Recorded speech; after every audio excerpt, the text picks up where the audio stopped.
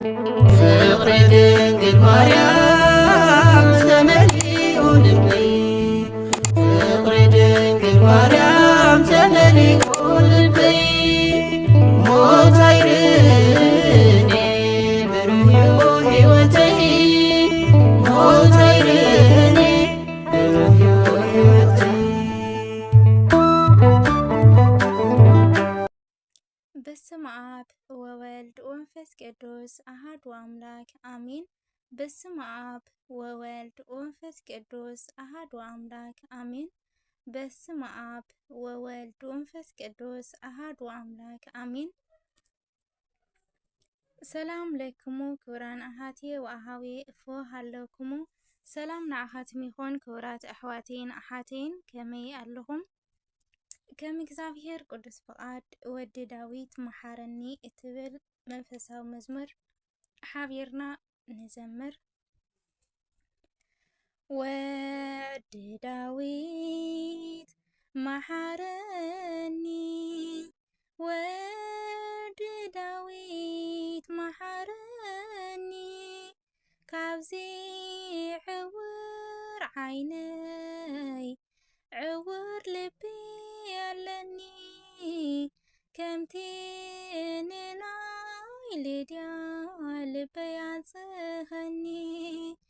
ወዲ ዳዊት መሓረኒ ወዲ ዳዊት መሓረኒ ካብዚ ዕውር ዓይነይ ዕውር ልቢ የለኒ ከምቲ ንናይ ልድያ ልበይ ኣጽኸኒ ታይ ትደሊሉኒ ብርሃን ምስ በልክዎ ክርእየ ሚረ ዓይነይ ኣብሪህዎ ዕውር ዝነበርኩ ምሉእ መዋእለይ ካብዚ ተሸፈኖ ከፊቱኒ ዓይነይ ወዲ ዳዊት መሓረኒ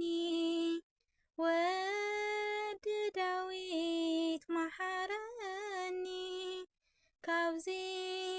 ዕውር ዓይኒ ዕውር ልቢ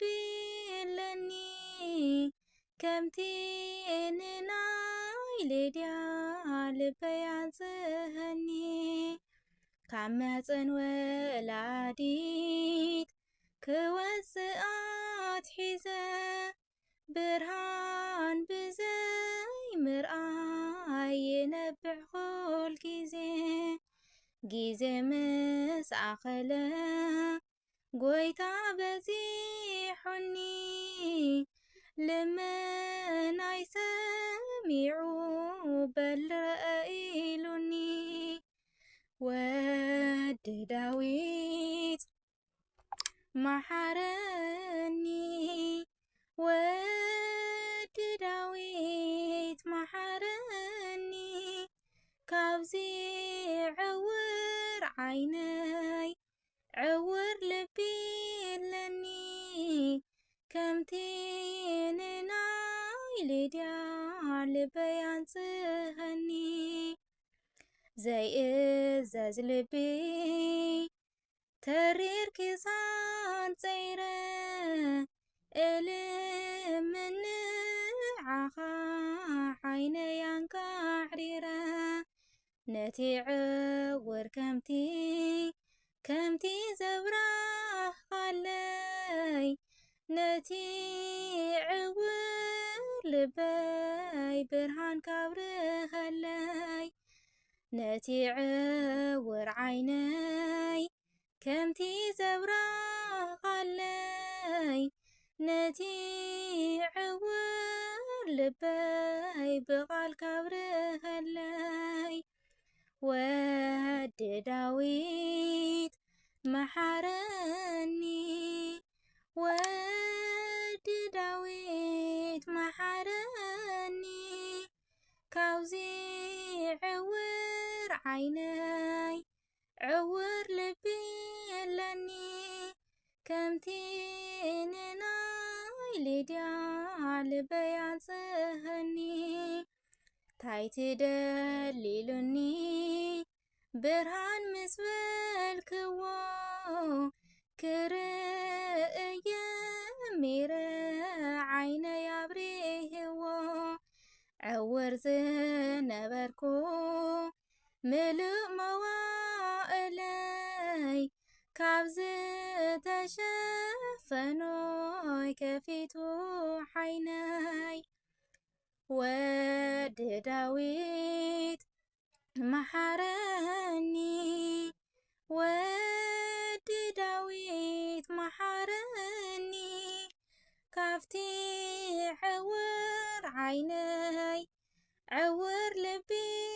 لني كمتي نناي لديا لبيعزهني ود داويت محرني ود داويت محرني كمتي عور عيني عور لبلني كمتي نناي لديا لبيعزهني آمين آمين سلا قدس مزمور قدس እግዚአብሔር አምላክና ሽሙ ዝተኸበረ ይስተመስገን ይሁን ዝወደቀይ ዝነጠበይ በአፍት ጓሃን መላእክት ተአረመለይ ወስብሐት ለእግዚአብሔር ወለወላዲቱ ድንግል ወለመስቀለ ክብር አሜን ፍቅሬ ድንግል ማርያም ተመሊኡ ልበይ ፍቅሬ ድንግል ማርያም